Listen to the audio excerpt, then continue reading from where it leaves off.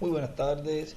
Mwiriwe Un saludo al neza misionero ntasho Miguel kuri Bermúdez missionnaire Marín Miguel Bermúdez y a su Marín esposa Ruth también, n'umugore wiwe Rusi. que en estos saluditos que he Muri estado izi enviando ntasho en este namye día, ndungika kuri uyu en la munsi mañana, mu no gatondo los saludé, pero ntabwo ya yo había hablado nabatahije con ariko ellos nari navuganye en esta nabo mañana, en un momento de la muri kino mañana, gitondo platiqué con umwanya wo mu ellos, gatondo nayaze con hermano nabo Miguel y ndayaga hermana na Ruth. Miguel Fue na para mí una Rusi bendición kandi poder kuri platicar jewe unos wabaye minutos con umugisha ellos gushobora y kuyaga akanya saber que ellos gato hamwe están nabo bien nkamenya ko y bameze están neza agarrados del kandi mensaje ko de la palabra bagumbiriye y ubutumwa de todo lo que ijambo Dios está haciendo hamwe en este n'ibintu byose tiempo. Imana iriko Así irakora muri que kino gihe nuko reitero mi rero saludo a tío ndongeye Miguel y a kugutasha Ruth, we que Dios los Miguel na bendiga Rusi Imana ibahezagire grandemente. cane. Y hoy, como es un día Kandi parece uyu feriado munsi en kubera varios ko ari umunsi lugares, w'akaruhuko estuve ahantu mandando varios hatandukanye saludos nariko ndarungika a los intasho hermanos en los zitandukanye ku diferentes sitios, bavukanyi pero bo mu bice siguieron bitandukanye escribiéndome que ariko deseaban babandanije también unas kunyandikira ko palabras bipfuza y akajambo ya les kandi había enviado algunos, nari pero narungitse otros si zimwe quieren parece que zimwe vieron bamwe bamwe nari que estuve nabarungikiye enviándole ariko saludos a abandi algunos lugares babananje y siguieron kunyandikira ko nabarungikira intasho bibazo escribiéndome que bitandukanye deseaban babandanya también porque kunyandikira ko estaban nabo en nyene mucha reunión, baryipfuza kuko bari mu como allá bikorane en Bucaramanga, hariya muri el reverendo Juan Bukaramanga Carlos Revera Juan Carlos también me había pedido en estos nawe días y nyene mwino aprovecho minsi yari ahora yansavye y le envío ijambo también unas nuko palabras de mfashe kano saludo. kanya kugira ngo También ndamurungikire nuestro hermano ijambo Iván ry'intasho Sarmiento en ndetse Soacha, n'umuvukanyi Ivan Colombia, Sarmiento muri Suacha también nuestro Colombia hermano Fernando ndetse Cubillos allá n'umuvukanyi en Fernand Bogotá, Colombia Kubijo hariya también, muri Bogota Colombia en Panamá, muri Ariel Serut, Panama Ariel Serut también en ndetse cuando se vayan a reunir, porque creo igihe que hoy no bazogukoranira estaban hamwe kuko reunidos, nibaza yuko pero batarakoranira también hamwe siempre me ariko we pide buri gihe unas yama palabras de ansaba saludo. ijambo También Moisés ry'intasho Figueroa tiene na Mose reunión allá Figueroa nawe nyene afise igikorane en hariya Chile, muri Santiago, Chili Chile, también Santiago muri allá Chili ndetse en na Argentina, hariya Buenos muri Aires, Argentine Buenos Reverendo Aires Guillermo Rodríguez Revera y Vigere todos los hermanos que Rodriguez están hoy n'abavukanyi bose uyu en munsi este día de hoy kuri uyu aprovechando munsi bariko y barakoresha teniendo neza kano estas kanya actividades, bakagira estos bino estudios bikorane zino que son de gran nyigisho bendición arizo para umugisha todos y cada ukomeye uno cyane de kubwo mumwe ustedes wese muri mwebwe y kandi conscientes de que estamos muzirikane viviendo un mumenye tiempo ko en que turiko debemos tuba mu aprovechar gihe el tiempo al máximo, dutegerezwa gukoresha neza como tugakoresha umwanya lo neza mu buryo platiqué en bw'umwuzuro algún saludito de nk'uko los de hoy, twabiyaze mu ntasho que todo z'uyu el tiempo munsi que podamos ko aprovechar igihe cyose bishoboka cuando se pueda, por ko supuesto, twogikoresha los trabajos neza pues lo permitan, iyo pues akazi debemos kabitwemereye hacerlo nuko y en rero nuestros hogares turakwiye también kubikora sacar tiempo ndetse para no mu ngo aprovechar zacu tugafata este umwanya tiempo tan kugira ngo hermoso dukoreshe que neza Dios nos ha uno mwanya permitido mwiza tener, cyane Imana este yatwemereye tiempo kugira sobrante, un kino gihe tiempo c'inyongera que igihe es para la preparación para nuestra igihe cyo kwitegura transformación. twitegurira uguhindurwa kwacu El motivo para impamvu Dios permitir este tiempo Imana yemeye kuduha es kino gihe prepararnos. ni kugira No ngo hay otro twitegure motivo nta por el yindi cual mpamvu ihari Él nta nos yindi tiene mpamvu todavía ihari aquí, porque si yo fuera por Él y ikitugumije el ngaha tiempo kuko estuviera listo, iyo haza hace rato kuba ku ya bwayo estuviera el abantu milenio. bakaba biteguye tuba Pero twaramaze por gushika cuanto mu el nganje y'imyaka pueblo igihumbi ariko no kubera está ko listo y el abantu pueblo tiene que batiteguye estar en esa misma kandi abantu desesperación bategerezwa que hubo kugira allí kwa antes kwihebura de nyene salir de wa Egipto. mwiheburo Dios tenía algo bagira bagira previsto, bave muri Egiputa pero el Imana yari pueblo no yiteguye había ariko clamado, no había abantu desesperado ntibari por esa bwitegure liberación. ntibari bwatakambe Por ntibari lo tanto, bwagira uno siempre es Dios mwiheburo ngo basabe esperando kuno por el kubohorwa pueblo, siempre ico Dios ha gituma buri estado gihe listo Imana yama itegereje en irindiriye abantu las Imana yo yama profecías y yiteguye promesas mu que buvugishwa Dios hamwe n'amasezerano tiene para Imana cada uno de nosotros en este ifite tiempo. imwe wese Está muri la twebwe promesa muri del iki gihe harimo cumplimiento de amasezerano yo una gushitswa carpa kw'ihema catedral, nini Karpa en la Katedrale cual le fue mostrada al hariyo reverendo William ryeretswe Branham en Revera una William visión Branham mwiyerekwa y le fue mostrado todo lo que allí estaba kandi yeretswe ocurriendo ibintu byose en ese byariko birabera momento en ngaho particular. muri ico gihe muri ako Pero antes, kanya Él by'umwihariko ariko nos estuvo diciendo en ubwa varias mbere ocasiones we las yereka cosas que iban a aratubwira estar ocurriendo allí mu nshuro nyinshi en la ibintu visión bizoba biriko de la birabera Gran Carpa hariya Catedral, mwiyerekwa ry'ihema nini en Karpa esa Katedrale parte muri culminante. kijya gice Él nos mostró gisozera solamente ese we evento, o sea, lo que estaba ocurriendo ya en ntiyatweretse esa gusa parte, ico kintu ni vamos a ukuvuga decir, ngo la parte ibizoba biriko más biraba mu alta gice co de hejuru cane todas igice esas actividades que se gisozera estaban llevando a muri cabo. biriya bikorane vyariko Pero birahabera antes, ariko Él nos imbere venía yaho hablando de cosas yari que iban a estar yatubwiye ku bintu ocurriendo bizoba biriko biraba bajo carpa, mw'ihema como lo era la nk'ingene enseñanza. hazobera Y en varios lugares inyigisho en el kandi libro de ahantu citas, henshi mu que gitabo son extractos c'imirongo sacados de diferentes imirongo mensajes, o yakuwe mu sea butumwa que varios butandukanye no kuvuga mensajes, ngo mu butumwa Él bwinshi venía hablando we y yagenda mostrándole al aravuga pueblo yereka que iba a abantu llegar un momento yuko en hazogera donde Él igihe ubwo we estaba viendo que en yariko esa carpa arabona yuko iba mwari a iryo ser hema mostrada hazokwerekanirwa una obra de igikorwa enseñanza. O sea, c'inyigisho el pueblo iba a estar ni ukuvuga ngo viendo abantu bazoba bariko algo barabona antes ikintu de esa parte culminante, iba a imbere estar y'ico viendo gice gisozera bazoba bariko una obra barabona hecha por el Espíritu igikorwa Santo gikorwa na mpwemu de yera enseñanza. c'inyigisho. Y si él lo estaba hablando, kandi we nambaye ariko y él arabivuga estaba diciendo cuando akaba tengamos ariko aravuga carpa, ati ninaronka predicaré ihema esto, nzovuga otro, ibi la n'ibi, enseñanza de la carpa, inyigisho z'ihema allí inyigisho zo mu estaré ihema aho enseñando. nzoba ndiko Y él hablaba ndigisha. un sinnúmero de cosas kandi en we yavuze diferentes ibintu términos, byinshi él los mu hablaba. mvugo zitandukanye Y el we hermano yarabivuga. William, usted sabe que William en una nawe ocasión mwe que murazi ya hemos yuko mu estado byanditswe bimwe bimwe leyendo twagiye donde él turasoma decía, la aho enseñanza, la yandika carpa, ngo algo así. inyigisho mu ihema O sea ibintu que nk'ivyo ni ukuvuga iba a ko haber un tiempo en donde el pueblo hazobaho iba igihe a estar ubwo abantu recibiendo bazoba bariko una enseñanza bararonka bajo inyigisho carpa, una bazironkera mu enseñanza en ihema, la cual inyigisho dependía arizo todo lo que iban a zizoshingirako recibir el ibintu pueblo de Dios byose ihanga ry'Imana rizoronka obtener kugira ngo esa fe de ronke ukwizera ko kunyakugwa.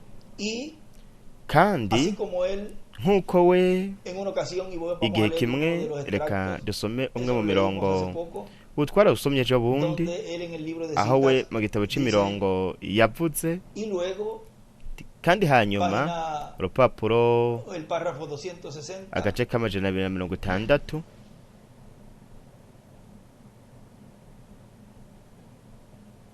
eso está ivyo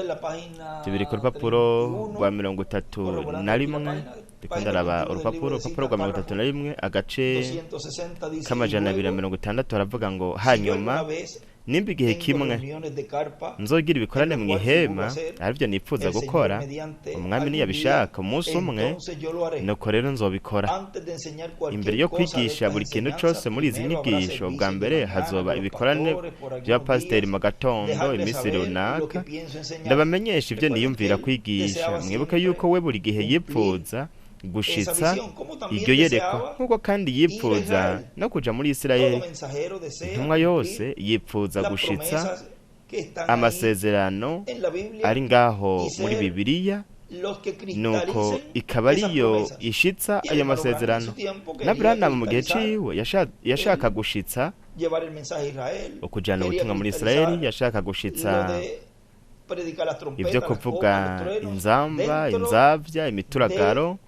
carpa. ayivugira O sea, bajo carpa. mu ihema Y ni ukuvuga ngo tenía el mu ministerio ihema. de Elías, kandi kubera ko yari afise pues ubukozi él bwa Eliya, tenía esa nuko inclinación rero para cumplir eso, we niwe pero no era bajo yari gushitsa ivyo. We esa manifestación yari muri iyo de nzira yo Elías gushitsa en ivyo, él. ariko ntihari mwo Y diciendo, kugaragara y kwa luego, Eliya kugaragariye si ese muri we. hermano no abandanya ve avuga y ngo no está de acuerdo, abavukanye batayibonye cualquier hermano, ngo bavyemere entonces buri muvukanye déjelo uwo llevar wese, su nuko rero congregación y ndamureke decir, abijane mu rushengero rwiwe ahora avuga no ati quiero que ustedes rero oigan sinshaka esto, ko mwumva nosotros ibi. nos retiraremos ati un twebwe tiempo twisohokera mientras akanya ellos gato mu enseñan gihe eso, bariko y barigisha darles ivyo. a ellos el privilegio. ndabaha iryo higwa, abaha iryo higwa. Fíjense ustedes mwiyumvire cómo namwe rero ingene lo que hemos venido hablando ivyo en estos twaje días, turavuga muri ino no minsi podemos esforzar a la gente ntidukwiye guhata a abantu que esté de acuerdo kugira ngo con esa enseñanza bemere que zino se está nyigisho haciendo ziriko ahora en tiempo ziratangwa presente en la ubu carpa. muri kino gihe mu Hay que ihema, dejarlos, no kubareka. pero recuerden, ariko mwibuke ya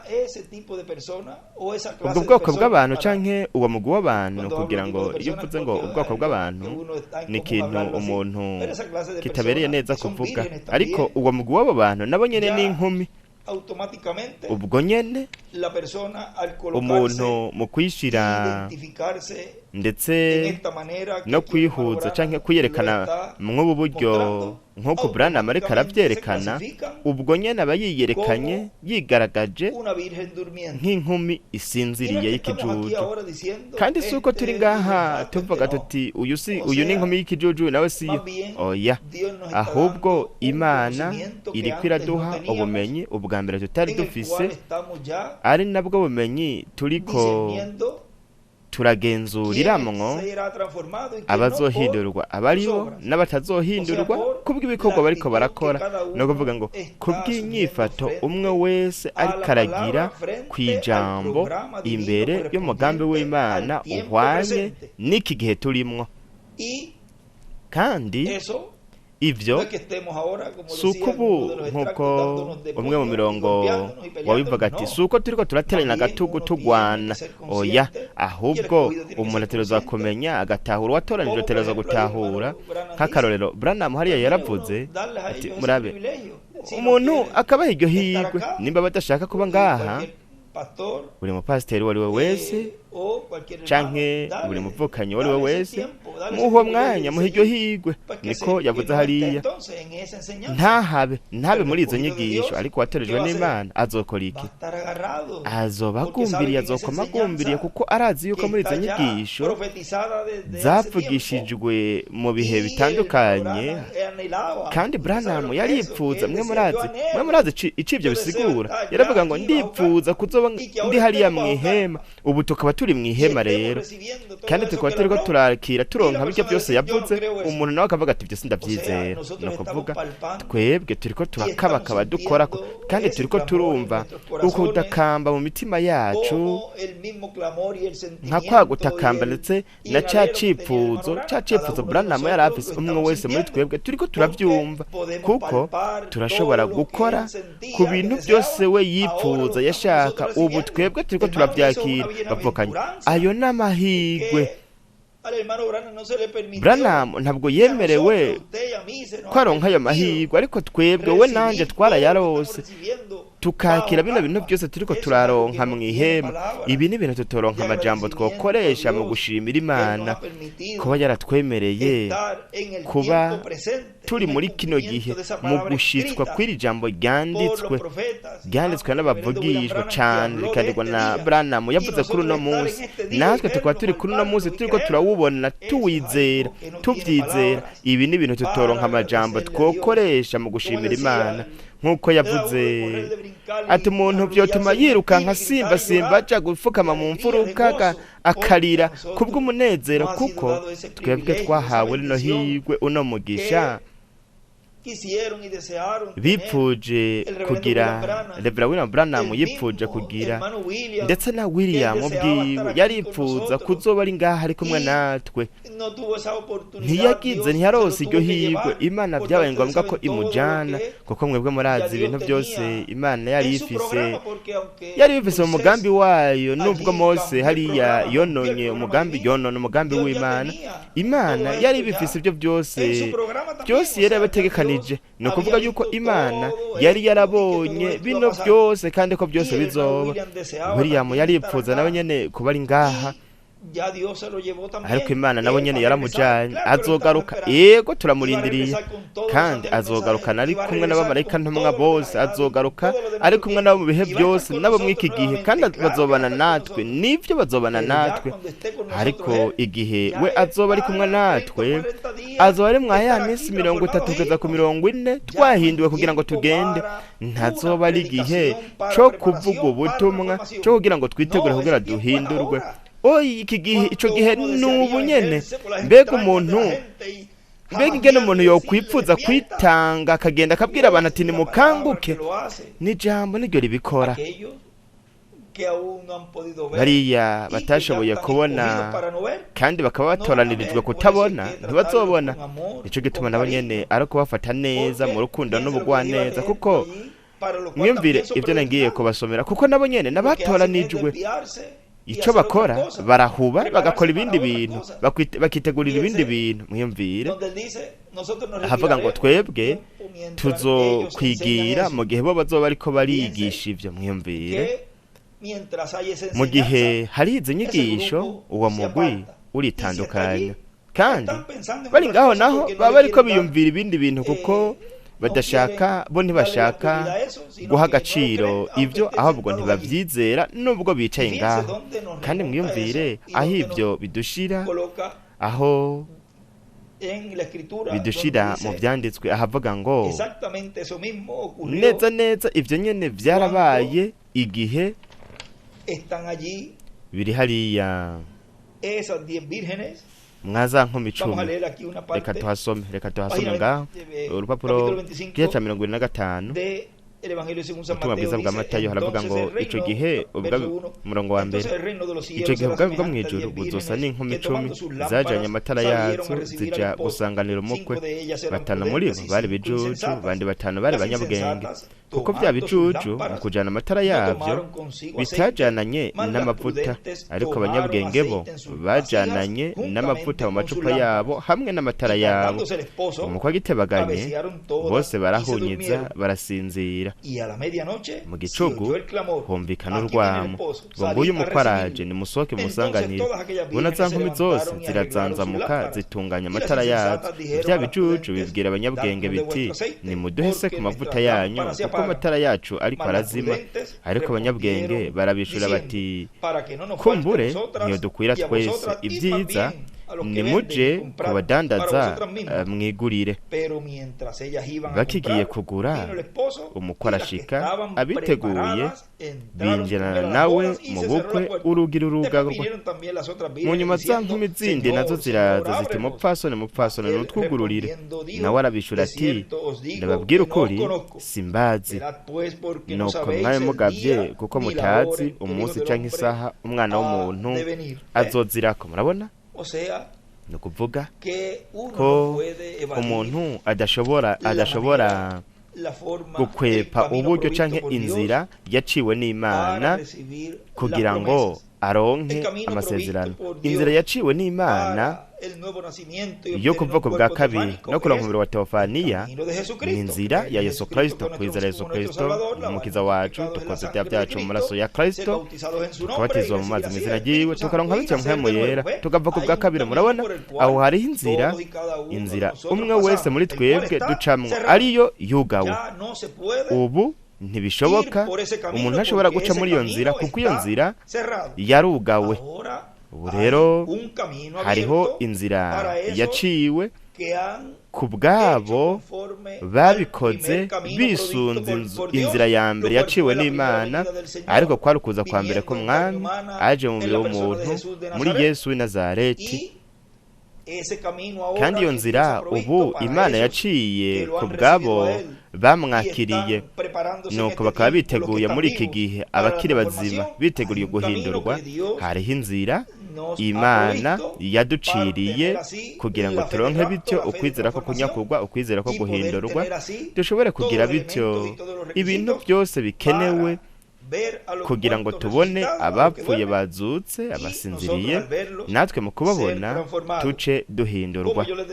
Nkuko nabivuze ejo ndiko ndavuga mu butumwa bwitwa ngo ubugingo buri mu nzu y'imbohe, urupapuro rwa 32, aho William yanditse nyuma iyo paragrafe twasomye, aho William yanditse ngo umuntu ntashobora gukwepa igice kimwe c'inzira kuko niwashika uzokwangwa. Murabona nkuko byagenze hariya kwa bamwe bagaruka izindi nkumi zivuga ziti ariko mwami twugururire.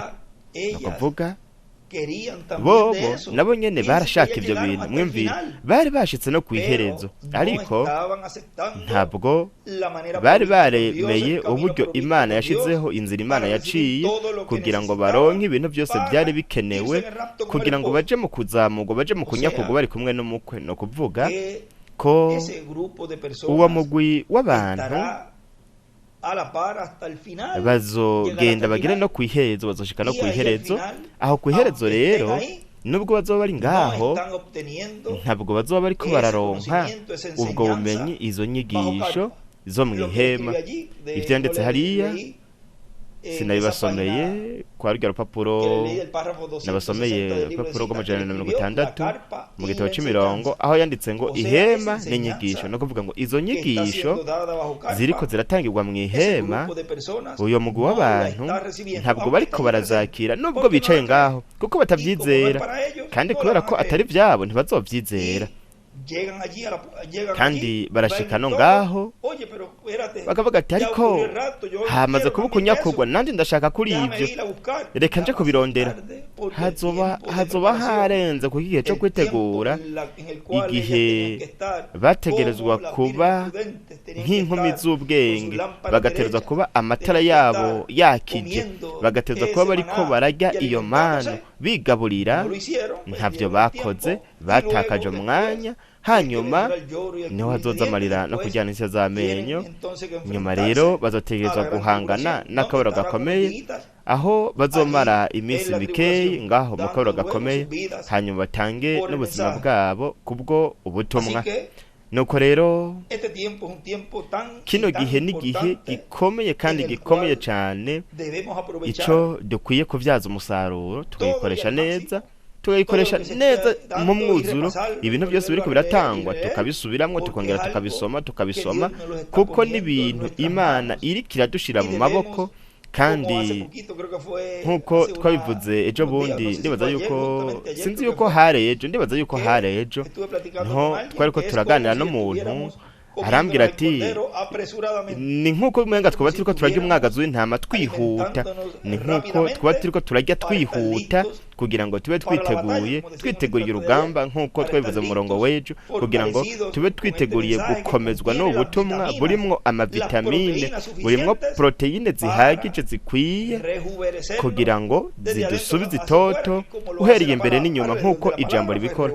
Kuko ijambo niryo ryahaye ubusore, niryo ryasubije itoto Sara na Aburahamu, kandi ni iri jambo nyene niryo riko riratuma Imana iduhindura imbere muri twebwe, umwe wese muri twebwe, kugira ngo hanyuma tuzohindurwe. Nico gituma kino gihe dukwiye kukibyaza umusaruro, tugabikoresha neza, kandi buri jambo ryose rivuga, buri butumwa bwose twumva, ese iri jambo ryose ryo kwambara mubiri muri twebwe, kuko niryo ririmwo ibintu byose bikenewe, ibintu byose dukeneye kugira ngo tuje mu kunyakugwa.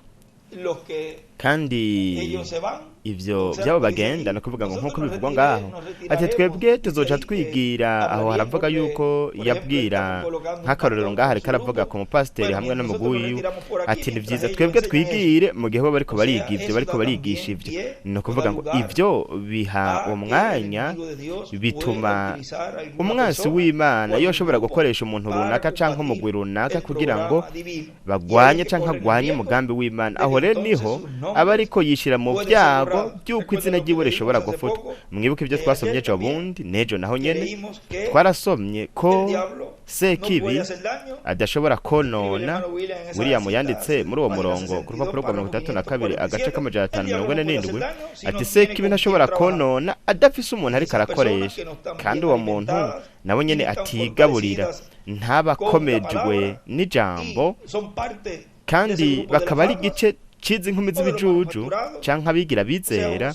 No kuvuga ngo nabigira bizera, kuko no mugwi amazina yabo yanditswe mu gitabo c'ubugingo. Kandi iyo bitwaye nk'uko bakaba bibereye ngaho barindira, tereka turindire barangiza ivyo, tereka turindire jivyo sindavyizera, nihamara kuba byose nuko nzoca negera. Ariko mwibuke mu gutangura bazokwankwa. Ntushobora gukwepa nk'uko twabisomye, ntushobora gukwepa inzira yashizweho n'Imana. Kandi barashobora kuba muri ico gihe, kubera ko baba ariko banka ubwo buryo Imana iriko irabikoramwo, nuko Sekibi umwansi w'Imana arashobora gukoresha umugwi canke umuntu kugira ngo agabe igitero yonone umugambi w'Imana, abakozi b'Imana, amashengero, ashobore no kwinjira kuba canke agerageze konona cyane. Ni nk'igihe ngiye kubasomera ngaha akarorero kahabaye. Ivyo biri mu Bami ba mbere igice ca 21, kugira ngo aho hantu muhihweze, ndetse n'ikintu William yanditse. Mu Bami ba mbere igice ca 21 umurongo wa mbere haravuga ngo, kandi uyu ni Ahabu n'uruzabibu rwa Naboti. Kandi hari umuntu yitwa Naboti w'Yeziyeli, yari afise uruzabibu aho nyene i Yeziyeli, rubangikanye n'urugo rwa Ahabu umwami w'i Samariya. Bukeye Ahabu abera Naboti ati, mpa urwo ruzabibu rwawe kugira ngo ndahagire umurima w'imboga, kuko ruri hafi y'urugo rwanje. Nanje ndaguha urundi rurutugo mu gishingo cago, canke niwagomba ndaguha amahera ruciye. naboti yishura Ahabu ati n'uhoraho ntakabyumve ko no guha ishambu ya ba sogokuruza. Nuko Ahabu arataha ashavuye yijiriwe kubw'iryo jambo Naboti w'Yezerēli yamubariye, kuko yamubariye ati sinoguha ishambu ya ba sogokuruza. Nuko aragenda yiryamira ku kigwa aroresha amaso hirya mu rusika yanka gufungura. Ni ukuvuga Ahabu yarashavuye cyane ababaye kuko Naboti atari yipfuje ko yomugurisha ko urwo ruzabibu. Maze umwamikazi wiwe Yezebeli araza aramubaza ati niki kikubabaje ukanka kurya? Aramwishura ati ikimbabaje nuko nabariye munyihanganire kuko ikimbabaje nuko nabariye Naboti w'Yezerēli. Mwumvire cari ikintu nk'iki, nkamubwira nti mpa urwo ruzabibu rwawe ndarugure canke ndaguhe urundi mu gishingo cago, akambarira ko atampa uruzabibu rwiwe. Umwamikazi wiwe Yezebeli aramubaza ati none si wowe uganze igihugu c'Abisirayeli? Vyuko ufungure mushire umubabaro, jewe nzoguha urwo ruzabibu rwa Naboti w'Yezerēli. Nuko yandika ivyete mu izina rya Ahabu, abidoma ko ikimenyetso ciwe, abirungikira abashingantahe n'abaganwa babana na Naboti muri ico gisagara. Yandika muri ivyo vyete aravuga ati nimushinge umunsi wo kwisonzesha, mushire Naboti imbere y'abantu, maze muzane abantu babiri b'inshirukanya baje imbere yiwe bamwagize bati waragose ku Mana no ku mwami, muheze mu mujane inyuma y'igisagara mumwicisha amabuye. William yandika ngo ibintu bifondeye, acacapa inyenyeri ya Dawidi. No kuvuga mwumvira ingene uyu mugore aho yariko arakoreshwa na Sekibi.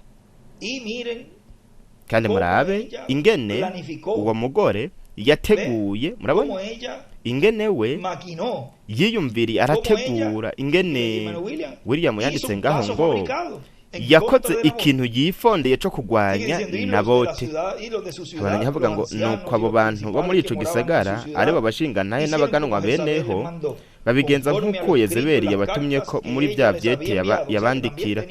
Ni kuvuga ngo nawe nyene yarafise abamukurikira, yarafise abamuyoboka, abantu bayoboka Ahabu na Yezebeli. Nuko kubw'itegeko rya Yezebeli bakora ivyo byose. Ni kuvuga yuko bari abantu bagwanya, no kuvuga ngo bagwanya Naboti muri ako kanya baramugwanya kuko baciye bakora ivyo byose. Bashinga umunsi wo kwisonzesha bashira Naboti imbere y'abantu, maze abo bantu babiri bishirukanye baraza bamwicara imbere, bagiriza Naboti ngaho imbere y'abantu bati Naboti yaragose ku Mana no ku mwami, maze baca bamukura mu gisagara bamwicisha amabuye. Nibuke ko vyongeye ivyo biratwereka ibizoba hariya muri kijya gihe aho Ivyahishuriwe 11 havuga aho abami bazorungikanira ubushimwe n'ibindi, kandi imivyimba bazoyishira mu ibarabara. William yatubwiye yuko ayo mabarabara ari ibinyamakuru, amateleviziyo, no kuvuga yuko bizoba ari ibintu bazoshira ku mugaragaro, ariko haragowe abo bazokora ivyo. Yavuze ngo bazorungikanira ubushimwe n'ibindi, no kuvuga yuko bazobanezerewe kubw'ivyo bakoze, ariko turazi yuko hanyuma y'imisi 3 bazozuka. Aha naho habaye ivyo nyene, kuko muri kijya gihe iyo haza kuba hari imbonesha kure na za satellite, nabo nyene bari kumwicarika imbere y'abo bantu bose, nuko bakamushira imbere ya kamera, nuko bakamwicarika ngaho hantu nk'uko babikoze ngaha kugira ngo bose bamubone. Haravuga ngo ndi ku murongo wa 14 Naboti 13 kwiherezo bati Naboti yaragose ku Mana no ku mwami, maze baca bamukura mu gisagara bamwicisha amabuye. No kuvuga baramwishe. Baraheza batuma kuri Yezebeli uti Naboti bamuteye amabuye yapfuye. Maze Yezebeli yumvise ko Naboti bamuteye amabuye kandi ko yapfuye, abarira Ahabu ati haguruka uje gushikira kwa ruzabibu rwa Naboti w'Yezerēli yanka ko mugura. ntakiho yapfuye no kuvuga yaranezerewe yarahimbawe mwiyumvire ati twashitse kuco twashaka icifuzo ca Ahabu yaragishikije. Ahabu yumvise ko Naboti yapfuye arahaguruka aramanuka aja gushikira rwa ruzabibu rwa Naboti w'i Yeziyeli. Maze ijambo ry'Uhoraho riza kuri Eliya w'i Tishubi riti va hasi umanuke je guhura na Ahabu umwami w'Abisirayeli aba i Samariya, uramusanga mu ruzabibu rwa Naboti, aramanutse kurushikira, umubarire utuku niko waragize ngo none urishe utakushikira imyandu, no kuvuga ngo n'akamaramaza wishe wongera uramunyaga, uheze umubarire utuku niko warahagize ngo ahimbwa zarigatiye amaraso ya Naboti niho zizorigatira n'ayawe. Maze Ahabu abarira Eliya aturandosa kabero wa mwasi wanje, aturandosa kabero wa mwasi wanje. Nawe ati ndakurosa kabero koko kuko witanze gukora ibyo Uhoraho abona ko ari bibi, mbere ngo azokuzana kw'ivyago. Ibi ni ibihano by'Imana, agufyefyeture agukureho aherengeteze izina muhungu wese wo kuri wowe Ahabu aho bava bakagera mu Bisirayeli. William yandika ngaho ngo ntihazosigara uruvyaro na rumwe rwa Ahabu, no kuvuga ngo aho hazokugwaho uruvyaro rwose rw'uwo muntu. Mwakarorero ni Ahabu, kandi ngo inzu yawe azoyihindura nk'iya Yerobowamu mwene Nebati, kandi ngo ayihindure nk'iya Bayasha mwene Ahiya, ngo kubw'umwikomo wamuteye ukamuratsa ugakwegera Abisirayeli mu vyaha. Kandi ngaho murashobora kubandanya musoma iki canditswe, ariko mwitegereze ingene ari iby'agaciro kadasanzwe ko umuntu yoba igihe cose ariko arambaza igihe cose n'ingufu ziwe zose akama ariko aragenzura ijambo, kuko ahantu hose umuntu asiga akahareka ntagundure seki barashobora kuza akahinjirira atanabitsi, uwo muntu akisanga yabaye igikoresho ca Sekibi, kandi nta kindi mu gihe iceco cose yisanga ari karagwanya. Aho naho ni kwiherezo ry'umugambi w'Imana muri kino gihe, nkuko yavuze igihe kimwe ati ntabwo ari igihe cyo kugwa kuko biragoye kuvyuka, no kuvuga dutegerezwa kwirinda uko bishoboka kose muri no misi ya nyuma, kandi namba umuntu azogira ubumenyi bw'uko azosigara canke ari uwo mu mugwi runaka, wewe ku giti cawe utegerezwa kumenya ingene witwara n'ingene utegerezwa kuba ugumbiriye ijambo kugira ngo ntuzube igikoresho ca Sekibi mu kugwanya umugambi Imana iriko irakora. Wewe ubwawe muri wewe niwe uzomenya uruhande uriko. Nuko rero jewe ndasaba Imana ko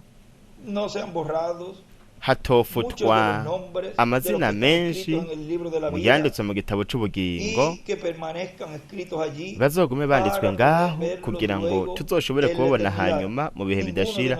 Nta numwe muri twebwe yipfuza ko kogira izina na rimwe rifutwa, kuko mwiyumvire twaramaranye igihe kingana nk'uku dukorana, nubwo twaba twaragize ibintu by'itandukaniro tudahurizako, nubwo tutuba twaranahaririye, nubwo tutuba twaravuze tugwanya na duterana ibitugu, twarasabye Imana imbabazi, turasaba imbabazi ku byo twakoze mu mitima yacu, kandi icyo twipfuza ahubwo ni ukuba tubafise mu bihe bidashira, tukazobana ibihe bidashira, kuko hanyuma yuko twamaranye urugendo rungana nk'uku ku iherezo ukisanga amazina yabo bakisanga amazina yafuswe.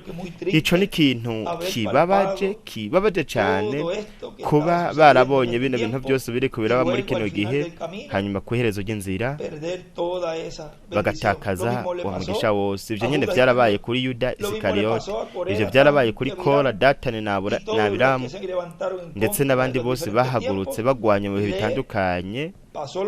Vyabagendekeye uko nyene nyuma yo kuba ngaho, nyuma yo kubona nk'akarorero bo babonye inkingi y'umuriro ingene yabarokoye icamo kubiri ikiyaga gitukura, ikora ibitangaza byinshi, ariko ku iherezo bagarariza Mose.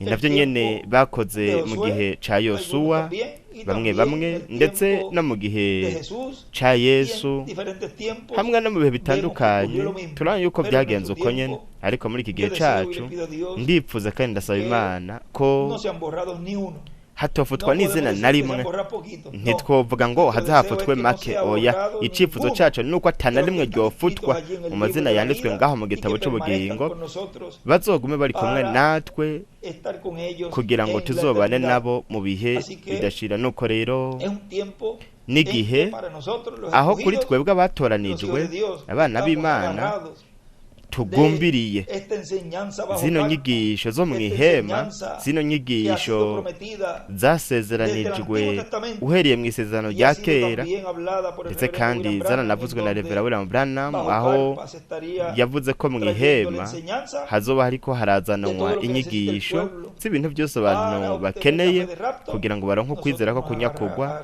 Twebwe tuzogumbira, tuzobananya tugumbiriye izo nyigisho kugira unyihanganire, kugira ngo bityo tube twiteguriye ico kintu gikomeye cyane c'ubwiza c'umuzuko, kuko ico nico gituma twese twubaka twunze ubumwe ihema nini Karupa Katedrale, so kugira ngo ribe ngaho nk'igisharizo, ahubwo no kugira ngo Imana irikoreshe mu buryo buciye bugufi, nk'uko yavuze ngo ubwa mbere na mbere muzokumva video bitangure mu buryo runaka, mu buryo bukebuke bugenda burakura. Ariko mwibuke ari ibintu atashobora kuvuga afoboye ingene bizokorwa, ariko mu gihe ivyo bizoba biriko birashitswa tuzogere turabona ingene byose byari kugenda biraba kugeza bishitse mu musozo ari wo Reverend William Branham yabonye hariya mwiyerekwa gihema yeretswe. No kuvuga ibintu byose bizoba biriko biraba, ibintu byose bizoba bivuga bijanye no gushitswa kw'ibyo byose, ntitwari kubimenya uretse gusa ubukozi Imana yari kubirikira irakoresha nga hariya kugira ngo ntihazobe ukwigana. Kandi hari ibintu bizoba biriko biraba, hanyuma mu gihe bizogenda birashitswa tukazogera turabona ingene Imana izogenda irabikora. Twebwe ico twokora no kumviriza gusa, ukwizera, tukagumbira ibyo byose, tukabifatisha mu maboko y'ukwizera, tukabyizera ntubikekeranye. Ubyizera watorejwe n'Imana azokwizera. Icyo atatahura ariko azocizera, nubwo hogira icyo atatahura ubwo nyene azocizera. Ivyo nivyo Imana yasezeranye mu gushitswa ko buvugishwa, mu gushitswa kweretswe Reverend William Branham, ugushitswa kw'inyigisho zo mw'ihema. Inyigisho zo mw'ihema zirakomeye cyane kugeza ubwo ubu turiko turabona n'amaso yacu bwite ivyo Branham hariyo yipfuje. Twebwe ubu turiko turavyigina mu buryo buciye bugufi ariko bw'ubwiza cyane, ku buryo dushimira Imana kuba yabikoze mu buryo buciye bugufi cyane. Ntiyabikomeje, ahubwo buri gihe yagiye ibigira ibyorosha cyane kugira ngo abaciye bugufi, Abanyamerika Latine na Karayibe bafise isezerano, ndetse n'abandi bari mu bindi bihugu baronke umugisha w'izi inyigisho zo mw'ihema. Inyigisho zo mw'ihema, ihema n'inyigisho. Kino kiyago zino ntasho ngufi nabarungikiye kuri umwe wese muri mwebwe, ndetse n'izo nabarungikiye mu gatondo, n'izi ntasho nazo nyene zirabashikako. Ndizigiye yuko umwanya runaka dushobora kugira, ahubwo tukagira ikiyago gisa n'icagutse gato kugira ngo dushobore gukoresha ibyigwa bitandukanye, kuko nashaka gukoresha n'audio mbwire abanyandikira ati turungikira intasho aha na hariya. Ivyo jewe ndabikorana urukundo rwinshi, mwumvire ingene nawo kwipfuza kuba ahantu hariho hose, ingene nawo kwipfuza kubwira ijambo buri rushengero rwose. Ariko mwibuke rero noca mara igihe cose ndiko ndantasha ntanga intasho kuri umwe wese muri bo. Nuko rero muze mu ntahure rimwe na rimwe murindire hagere ku wa gatanu canke ku w'Imana canke ku wa gatatu, ariho dusa n'abavuga ibintu bisa n'ivyagutse, canke uwundi munsi wari wose mu ndwi ntihategerezwa kuba ari kuwa gatatu gusa kugira ngo mwegeranye izo ntasho zose munsaba ndazitange ngaho ndizigire ko mu ntahura jewe iyo mvuze izo ntasho nzoheza nzirikane abo bose bansaba izo ntasho nubwo ntabavuga kuko mwiyumvire mu ntasho ngiye kuvuga buri zina ryose mu rushengero hamwe n'igihugu byontwara nk'iminota 15-20 ndiko ndabavuga bose nuko rero ndibaza yuko mu ntahura muri ibyo Imana ibahezagire, Imana ibarinde kandi mubandanye mukomeze mugumye inyigisho zo mu ihema, inyigisho zavuzwe na Reverend Branham. Ubu naho turiko turabibamwa mu mubiri, turiko turabikabakaba. Ubu nukuri, ubu si igihe ibyo bizoba ngo nihaza William niyazanana nabo mu bihe bitandukanye tuzoronka izo nyigisho. Izo nyigisho mwako kanya zizoba zaheze. Nubu muvukanye, nubu kugira ngo tube twiteguye tugabye kugira ngo dushobore kwakira William, kugira ngo dushobore kwakira Branham, kugira ngo dushobore kwakira abo bose bazoza bavuye mu buringere bwa gatandatu. Hatabayeho kino gihe we ntiwobabona, hatabayeho kino gihe cyo kwitegura we ntiwoshobora kubona. Wavuga ati oya nzorindira William, we yavuze ngaha. Nibyo ibyo byose wuvuga nibyo canke uzana by'ubutumwa, ibyo byose ni ukuri ko mwamagize, ariko hariho uburyo kandi hariho inzira. Iyo yari yaraziganije, yari yarabize, ntiyabivuze mu butumwa na bumwe. Nuko rero nico gituma watoreje utereza kwizera, kubwo kwizera kizera n'intambuko. Niyaza we ntuzoshobora kuvuga ati ariko ngaha nakurikiye ibi bintu runaka. Oya, azokubwira ati ariko nasize mpemu yera kugira ngo arongore abantu, kandi uburyo bwari ubwo. Hanyuma uzoshobora kudodora, usimbasimbe, ukora ibyo ari byo byose, ariko ntuzokwemererwa kwinjira. Ni ukuvuga igihe n'ubu, igihe niki n'ubu n'uyu munsi. Imana ibahezagire, Imana ibarinde. Mbega ibintu umuntu yokwifuza kuvuga uko bingana kugira ngo batahure kombore abo bakiri, ariko umuntu ntashobora kurenga ngo arenze umugambi w'Imana ifitiye abantu abatoranijwe ba buri gihe, kuko bamwe bose n'abatoranijwe.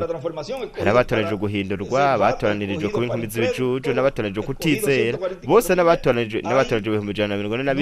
Murabona hariho igitigiri cyamaze gutegekanywa uhereye ku visitarare. Ariko twebwe nk'uko buri gihe twamye twigishwa na William So Santiago, ariwe dukunda twipfuza kubona vuba, kandi niyaza tuzovuga tuti William, nakoze bya bindi wambwira gukora, kandi abantu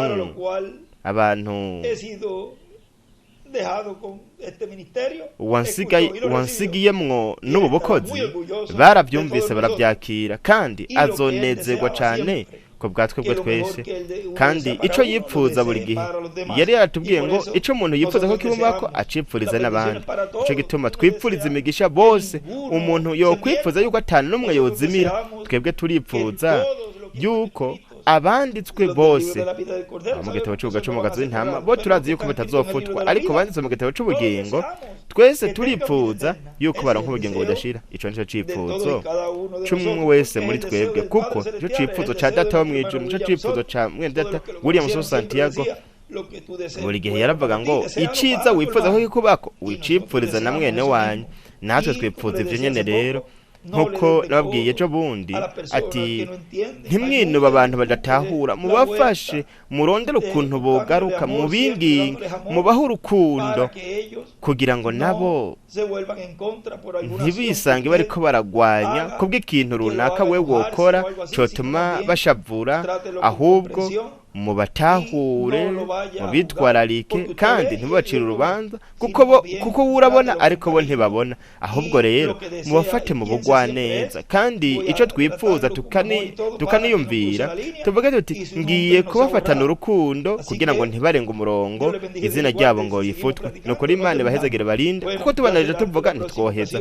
Nuko rero naho ubundi bukurikira aho tuzoshobora kuyaga kuri ibi bintu byose umwami ariko araduha, muri kino Dios les gihe bendiga. Imana ibahezagire Y Dios les guarde. Y otra kandi cosa, Imana ibarinde recuerden, ikindi kintu mwibuke vigilen siempre mwabe mugavye buri todo gihe lo que fue hablado por el reverendo William ibintu Branham, byose el byavuzwe na cual Reverend William Branham él ari byo en una ocasión we igihe kimwe nos habló. Déjame buscar yaratubwiye rapidito esto, porque reka quiero ndaharondere dejarlo aquí, nihuse kuko ni Ya byiza de una yuko ibi grabado nosiga ndabivuze hano en el mensaje. Aquí no tengo el ubutumwa mensaje, ngaha nta butumwa mfise tengo el extracto nada más. Vamos a mfise ver, después umurongo lo gusa conseguimos el reka tema, hanyuma pero por lo menos el extracto. tuzura ico cigwa ariko Dice, reka turaba uwo ahora, murongo haravuga la ngo rero dispensación de la gracia ikiringo ha tenido c'ubuntu sus diferentes caragize mensajeros, los intumwa gentiles, zitandukanye mu que son los banyamahanga 7 ángeles mensajeros ari de las abamarayika 7 ntumwa edades, y el b'ibihendo séptimo by'ishengero es también el precursor uwindwi de la nawe segunda ni venida de integuza Cristo. yo kuza Y kwa así kabiri como kwa Juan Kristo Bautista kandi nk'uko señaló Yohana en su Umubatizi mensaje el Mesías, yerekanije a Cristo, ubutumwa bwiwe como el arerekana Cordero de Mesiya Dios, Kristo el nk'umuhagazi mensaje w'intama del w'Imana reverendo William Branham, ubutumwa bwa como Reverend William precursor Branham de la segunda nk'integuza venida de Cristo, yo kuza kwa kabiri kwa señala la Kristo segunda venida de burerekana Cristo, kuza cómo kwa kabiri será. kwa Kristo uko Como kuzoba dice el kumeze mensaje del reverendo nk'uko William bivugwa Branham, mu butumwa bwa será que Reverend se William cumplirá Branham la segunda venida niko de Cristo. kuzoshitswa Por kuza eso kwa es kabiri tan kwa Kristo importante nico estar gituma ari al ingirakamaro tanto de lo cyane que el reverendo kuba William tugavye Branham twitwararitse ibyo habló Reverend William acerca Branham de yavuze la segunda ku bijanye venida de no Cristo. kuza O kwa sea, kabiri kwa Kristo ni recuerden kuvuga mwibuke que ko en algunos lugares ahantu runaka y especialmente en uno de cyane los cyane de los cyane cyane mensajes, cuando muri él habló bumwe mu butumwa aho de preparar yavuze ciertos temas, gutegura ivyigwa runaka nos estaba byo we recomendando yariko araduhanura ko tener twogira un libro de tukagira diferentes temas, igitabo y ese lo kirimwo preparamos ivyigwa runaka hace poco. ico twaragiteguye ejo bundi Hace poquito preparamos ese haciye ese igihe tomo gito necesito, igihe gito twarateguye ico y ahí gitabo hay kinini esos cyane diferentes temas aho que rero reúnen harimwo ivyigwa bitandukanye mucha información bikoraniriza hamwe amakuru tanto el séptimo menshi sello, yaba los y'ikimatanije truenos, c'indwi y imituragaro todo eso, ivyo byose porque ahí él nos kuko decía también, aho como yaranatubwiye nos decía nk'uko bivugwa muri uno que murongo es yaratubwiye importante yuko conocer ari ingirakamaro para que cyane cuando kumenya esté en cumplimiento, kugira ngo nihaba ugushitswa todo eso, todo el cumplimiento ivyo byose de la venida ugushitswa del Señor, ko como kuza sería k'umwami todo, ingene byose no se bizoba nos pasara bimeze por alto. ntibize O biduce sea, hejuru no kuvuga que es importante ko ver ari ingirakamaro cyane cómo kubona fue ingene esa precursión, o sea, cómo ingene precursó el hermano Branham Branham yateguriye que iba a inzira ser el cumplimiento ingene de yavuze la yuko segunda venida del Señor. ukuza kwa kabiri k'umwami Y se iría en una kuzoshitswa forma kandi tan sencilla bizoba mu buryo que por buciye eso bugufi él nos buciye estaba bugufi dando cyane nico gituma esa we recomendación yariko araduha para que izo así mpanuro kugira no ngo se nos bityo pase por alto ntibize lo biduce que hejuru Dios ivyo Imana estaría izoba cumpliendo en iri medio kirashitsa nuestro. Mira, bishikiriza conseguí acá hagati muri el twebwe tema mbere de ratoye ese tracto de los n'icigwa ciclos c'uno de murongo repetición ni intambuko en el programa zisubiramwo divino, mu mugambi w'Imana predicado bwavuzwe el 20 de tariki diciembre 20 z'ukwicumi na kabiri del 2013. muri 2013 Y para terminar hay una partecita mu ahí kurangiza abajo, sí, ngaha hariho dice, agace encontramos, ngaha por hepfo ejemplo, Moisés haravuga ngo pasando turabona nk'akarorero firmando a Mose Josué. ahereza Vean, igikorwa es como Juan Yosuwa Bautista dando urabona el lugar ni nka a Yohana Jesús. umubatizi nawe Porque asigira Josué umwanya testifica Yesu al kuko Espíritu Yosuwa Santo. ashushanya Y cuando el mpwemu yera reverendo William Branham kandi dice igihe que Reverend William habrá Branham un yavuga Josué, yuko hazoba esto Yosuwa es página 188 aha ni ku del rupapuro libro de rw'ijana las na mirongo inani edades n'umunani mu de gatabo la cy'ibiheri iglesia. Dice, by'ishengero ahora yaravuze ngo mantengámonos rero firmes tugume como Josué y dushikamye Caleb. nka Yosuwa na Nuestra tierra Kalebu prometida igihugu cyacu está c'isezerano apareciendo aún kigiye como la de kugaragara ellos. Ahora, nk'icabo eso significa Yosuwa rero Jehová bisobanura Salvador. uhoraho umukiza Así que nuko por rero eso debemos estar nico gituma dukwiye apercibidos kuba turyamiye con amajanja todo tugavye eso, toda esa hamwe información que nos dejó n'ano el makuru reverendo yose William Branham twasigiwe na para Reverend William cuando Branham esté kugira ngo el cumplimiento igihe ya pleno hazoshitswa mu en la mwuzuro parte culminante mu gice gisozera del séptimo sello, en la c'ikimatarira parte c'indwi culminante igice gisozera de el cumplimiento de co la visión de la gushitswa carpa, kwiyerekwa en donde gihema antes aho de imbere esa imbere ocasión en donde a y'ico él gihe le fue aho we permitido mirar hacia yemerewe acá kuraba y ver ngaha lo que estaba ocurriendo, akabona ibintu byose él byariko desde biraba antes lo que imbere estaría tuzobone ocurriendo ibizoba bajo biriko carpa, biraba que es bibera mu la ihema enseñanza. arizo Todo ari sencillo. inyigisho byose biroroshe todo Dios lo ha hecho de byose esa Imana manera yabikoze muri ubu buryo para que kugira ngo aún los niños, n'abana nkuko los yaratubwiye niños, dice n'abana la escritura, yaratubwiye puedan twabwiwe mu ver cyo canditswe y puedan ati n'abana bashobore comprender. bashobore Será kubona bashobore tan humilde, gutahura será tan bizoba sencillo. biciye bugufi cyane bizoba y byoroshe así podamos estar bityo rero recibiendo las tuzoshobora bendiciones kuba turiko que Dios turaronka tiene imigisha bajo carpa. Imana ifise La mu enseñanza ihema bajo carpa. inyigisho zo mu La ihema enseñanza inyigisho para transformación, zo de guhindurwa enseñanza para rato. inyigisho zo Que Dios les kunyakogwa bendiga, que Dios Imana les ibahezagire guarde Imana ibarinde a todos y mwese hasta una próxima ocasión. naho ikindi Dios gihe mediante. Imana niyabishaka